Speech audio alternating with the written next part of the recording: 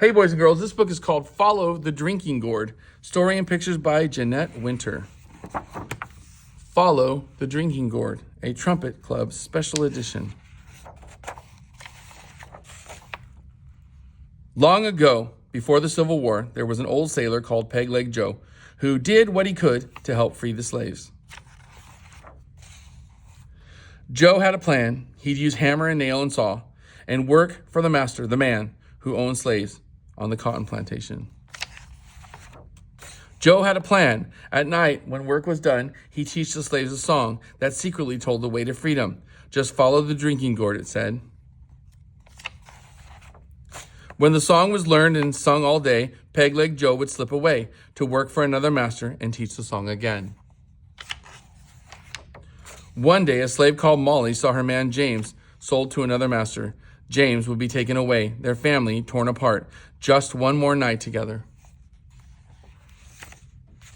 A quail called in the trees that night. Molly and James remembered Joe's song. They sang it low. When the sun comes back and the first quail calls, follow the drinking gourd, for the old man is awaiting to carry you to freedom if you follow the drinking gourd. And they looked at the sky and saw the stars. Taking their little son Isaiah, old Hattie, and the grandson George, Molly and James set out for freedom that very night, following the stars of the drinking gourd. They ran all night through the field till they crossed the stream to the woods.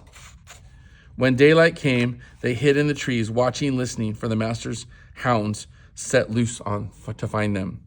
But the dogs lost the runaway scent at the stream, and Molly and James and Isaiah, old Hattie and young George were not found. They hid all day in the woods. At night, they walked again, singing Joe's songs and looking for the signs that marked the trail.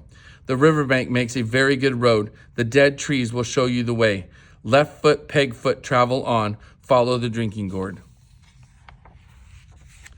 Walking by night, sleeping by day, for weeks they traveled on. Sometimes berries to pick and corn to snatch. Sometimes fish to catch. Sometimes empty bellies to sleep on. Sometimes no stars to guide the way. They never knew what lay ahead. There was danger from men who would send them back, and danger from hungry beasts, but sometimes a kind deed was done. One day, as they hid in a thicket, a boy from a farm found them in a bag of feed for the hogs in the woods, and he brought bacon and cornbread to share. Singing low, they traveled on. The river ends between two hills. Follow the drinking gourd. There's another river on the other side. Follow the drinking gourd. On and on, they followed the trail to the river's end. From the top of the hill, they saw the new path, another river beneath the stars that led to the freedom land. The drinking gourd led them on. The song was almost done. When the great big river meets the little river, follow the drinking gourd, for the old man is awaiting to carry you to freedom if you follow the drinking gourd. Then they climbed the last hill. Down below was Peg-Leg Joe, waiting at the wide Ohio River to carry them across. Their spirits rose when they saw the old man. Molly and James and Isaiah, old Hattie and George ran to the shore. Under a starry sky, Joe rowed them across the wide Ohio River. He told them of hiding places where they would be safe. A path of houses stretched like a train on a secret track leading north to Canada. He called it the Underground Railroad, and it carried riders to freedom. The first safe house stood on a hill. The lamp was lit, which meant it was safe to come. Ragged and weary, they waited while Joe signaled low with a hoot like an owl. Then the door opened wide to welcome the freedom travelers. They were rushed through the house to the barn, for the farmers knew there was slave catchers near. A trap door in the floor took them under the barn to hide till it was safe to move on.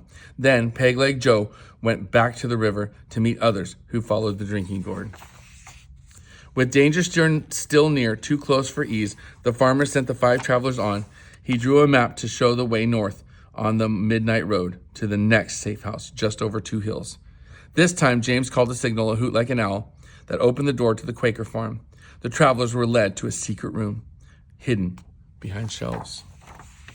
They rested here for many days and healed their wounds, soft beds, full meals, new cloths, hot baths, washed away some fear and pain. Isaiah smiled.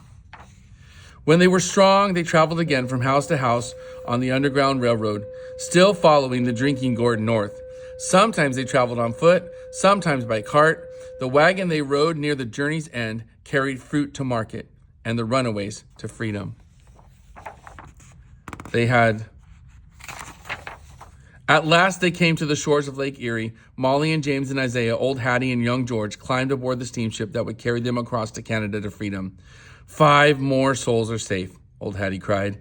The sun shone bright when they stepped on land. They had followed the drinking gourd. Follow the drinking gourd. I hope you love this book.